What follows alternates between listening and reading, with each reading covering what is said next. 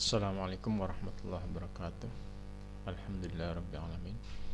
Wa bihi nasta'inu ala umuri dunya waddin wa ala alihi washabbihi wa mawala. Rabbi shrah li sadri wa yassir li amri wa hlul 'uqdatam min lisani yafqahu qawli. Rabbi zidni ilma warzuqni fahma. Amin. Rekan-rekan yang dirahmati Allah, kita akan masuk materi kita tentang risiko likuiditas. Ini salah satu risiko yang paling penting setelah risiko kredit ya. Jadi likuiditas itu dalam perbankan itu sesuatu yang sangat urgen. Kenapa? Bank itu kan menghimpun dananya masyarakat yang harus bisa diambil sesuai jadwalnya dan harus bisa diambil sewaktu-waktu sesuai keinginan nasabah. Sementara uang yang terkumpul di dalam bank itu kan harus disalurkan dalam bentuk kredit yang itu tidak bisa ditarik sewaktu-waktu, tapi ada jadwal berkala, misalnya setiap bulan atau 3 bulan sekali. Padahal di sisi lain tabungan masyarakat itu harus bisa diambil sewaktu-waktu. Misalnya Anda punya ATM, itu kapan saja bisa ngambil. Sementara uang yang terkumpul di bank itu kan harus diputar dalam bentuk kredit, yang itu penarikannya itu tidak bisa sewaktu-waktu. Maka masalah likuiditas ini adalah masalah yang paling urgen di perbankan, baik itu konvensional maupun perbankan syariah. Oke, kita masuk aja. Jadi kita memahami risiko likuiditas itu. Apa itu risiko likuiditas? Adalah kemampuan bank untuk memenuhi kewajiban yang jatuh tempo. Nah, itu intinya. Setiap kewajiban yang jatuh tempo itu harus tersedia uang, tersedia aset secara liquid, secara tersedia uang cash dan aset secara liquid. Nah inilah, maka likuiditas ini, resiko likuiditas itu disebabkan apa? Karena ada mismatch tadi yang saya sebutkan di pengantar tadi, mismatch. Kenapa ada mismatch? Karena sumbernya itu sumber dananya itu harus bisa diambil sewaktu-waktu, sementara penggunaan dananya itu terjadwal. Bahkan ada bank itu yang menyalurkan kredit sampai puluhan tahun, padahal sumbernya itu paling banter, paling lama itu 1 tahun. Deposito itu kan paling 1 bulan, 3 bulan, 6 bulan gitu. Nah sementara bank menyalurkan kredit itu ada yang 10 tahun, begitu cair ratusan juta, misalnya kredit perumahan itu. Nah sementara sumber dananya itu kan paling lama 1 tahun deposito itu. Nah ini namanya mismatch. Maka dalam mengelola itu bank itu harus mampu menyediakan likuiditas setiap saat. Maka tipe-tipe risiko likuiditas itu dan cara penanganannya itu bank harus bisa membuat ini ya. Yang pertama misalnya tipe risiko likuiditas itu funding liquidity risk atau risiko likuiditas pendanaan. Ini karena timbul bank tidak mampu mencairkan aset yang dimiliki. Nah karena apa? Karena memperoleh pinjaman pendanaan dari sumber lain atau risiko yang disebabkan ketidakmampuan bank memenuhi kebutuhan arus kas. Nah ini akan mengganggu operasional perusahaan bank gitu. Yang kedua itu market. Kalau market itu lebih kepada risiko pasar. Market itu misalnya bank punya SBI atau sertifikat Bank Indonesia. Bank punya surat utang negara. Nah ini juga harus bisa dicairkan setiap waktu sesuai dengan jadwalnya. Maka bank tidak boleh main di pasar modal dengan risiko tinggi, kayak asuransi, kasus-kasus asuransi Jiwasraya itu kan dia bermain di pasar modal yang risikonya tinggi. Kalaupun bank bermain di pasar modal itu harus pasar modal atau saham yang aman, misalnya saham-saham LQ45 atau saham-saham LQ45 yang ranking 1 sampai 10 itu relatif aman. Nah ini kira-kira. Lalu bagaimana kita memahami resiko likuiditas? Coba lihat, jadi resiko likuiditas itu merupakan akibat dari apa? Interaksi antara aset dan liabilitas. Nah, sehingga permasalahan likuiditas bank dapat terjadi karena kejadian ini. Nah, pada saat terjadi penarikan dana simpanan dalam jumlah besar dan bank tidak bisa memenuhi dari sumber yang liquid.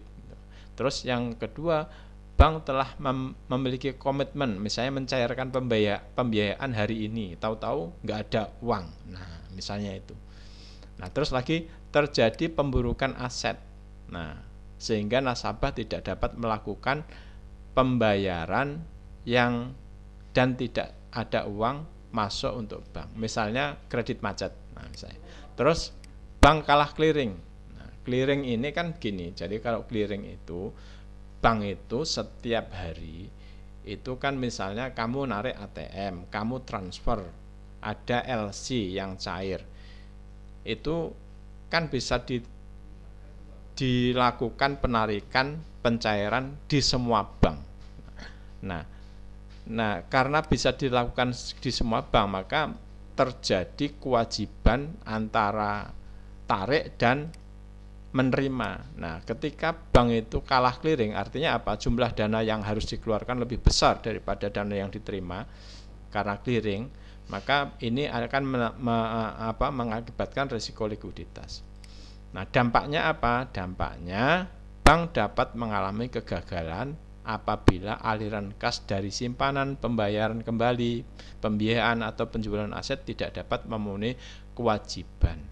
Nah, seperti cadangan kas yang wajib dibentuk, penarikan dana simpanan, biaya operasional, dan pembayaran kembali debitur dari kredit yang kita keluarkan. Nah, ini dampaknya akan begini. Nah, oleh sebab itu, resiko kredit, resiko pasar, dan resiko operasional itu dapat menjadi sumber resiko likuiditas. Nah, inilah kira-kira pengantarnya. Nah, identifikasinya resiko likuiditas ini, bank wajib melakukan deteksi dini ya, dengan mengidentifikasi resiko likuiditas, baik eksposur resiko saat ini maupun yang akan timbul di masa datang. Maka alat-alat yang digunakan, coba kita lihat ini ya. Jadi tools identifikasi risiko likuiditas ada time and severity, ada proyeksi arus kas, ada liquidity maturity gap, ada rasio likuiditas, ada struktur pendanaan. Coba kita lihat satu persatu, saya tidak akan menjelaskan detail, silahkan dibaca. Misalnya time and severity, ini time ini waktu ya, ini yang atas ke bawah ini jangka pendek, jangka panjang, dan yang mendatar ini severity, artinya kedalaman. Jadi penderitaannya seperti apa? Nah, kedalaman risiko itu ada yang low, ada yang akut, ada yang rendah, ada yang akut. Penyakitnya wis akut. Nah, misalnya begitu. Nah, coba kita lihat kalau jangka pendek yang low itu, misalnya jangka pendek tidak ada kebutuhan dana likuiditas mendesak. Tapi kalau jangka pendek yang akut itu kebutuhan dana jangka pendek itu serius. Akibatnya apa? Akibat dari apa? Akibat dari institution specific krisis, karena ada krisis di dalam internal institusi gitu.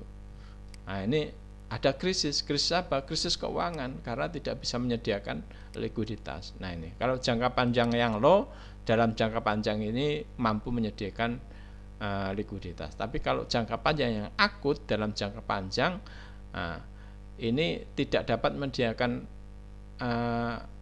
dana. Akibat dari apa? Dari institution spesifik dan sistemik. Nah, kalau sistemik ini lebih ke eksternal, tapi kalau institution spesifik ini dari internal. Nah, ini kira-kira ya, ini contoh time and severity. Ini contoh proyeksi arus kas. Jadi bank itu harus membuat begini. Ini kas masuk, kas keluar, sehingga kita bisa memprediksi, bisa tahu hari pertama itu positif atau negatif. Nah, ini yang terakhir nih. Nah, maka ketika terjadi negatif seperti ini, kita harus bisa memperkirakan dan kapan kita bisa menyediakan gitu. Misalnya ini 78,75 ini negatif ya, tapi bisa tertutupi dari hari pertama, kedua, dan ketiga apa enggak gitu. Nah, dan sebagainya. Maka kita harus bisa membuat proyeksi arus kas seperti ini. Setiap bank harus membuat begini. Lalu ada liquidity gap atau liquidity ratio atau liquidity gap. Ini seperti ini ya. Contoh-contohnya memperkirakan FDR-nya, resiko, rasio, konsentrasi dana-dana besar, nah dan sebagainya. Ada primary reserve, ada secondary reserve. Primary reserve itu bentuknya biasanya giro wajib minimum. Kalau secondary reserve itu biasanya cadangan likuiditas dalam bentuk surat berharga. Terus ada maximum cumulative outflow atau MCO. Nah ini ya kira-kira ada maturity profile, jadi profil kematangan dana. Jadi kapan jatuh tempo dana itu, kapan dana itu bisa menjadi cash, misalnya kredit yang kita keluarkan kapan bisa jadi cash terjadwal. Nah ini namanya maturity profile. Yang ini misalnya ini ya, ini neraca, ini bisa kita buka misalnya. Nah ini kita buat perkiraan minggu pertama itu posisi kas dan sebagainya, posisi-posisi ini udah bisa kita perkirakan. Nah ini namanya maturity profile. Lalu ada identifikasi struktur pendanaan dan cadangan likuiditas. Ini dari sisi pasiva, ini di sisi aktiva. Kalau sisi pasiva itu kaitannya dengan DPK, dana pihak ketiga, maka kita harus bisa mengidentifikasi kapan deposito itu jatuh tempo, apakah stabil atau tidak stabil, atau sumber dana lain misalnya penerbitan surat berharga ketika ini memungkinkan ya. Terus ada pinjaman dari bank lain. Ini di sisi aktiva apa? Primary and secondary reserve. Nah, ini yang harus diperhatikan. Mungkin ini ya yang bisa saya sampaikan tentang risiko likuiditas. Silahkan melakukan silahkan mengerjakan kuis yang sudah kita sediakan 10 soal seperti biasa dan 3 kali percobaan. Mudah-mudahan ini bermanfaat. Sekian, wallahul muwaffiq ila aqwamit thoriq. Assalamualaikum warahmatullahi wabarakatuh.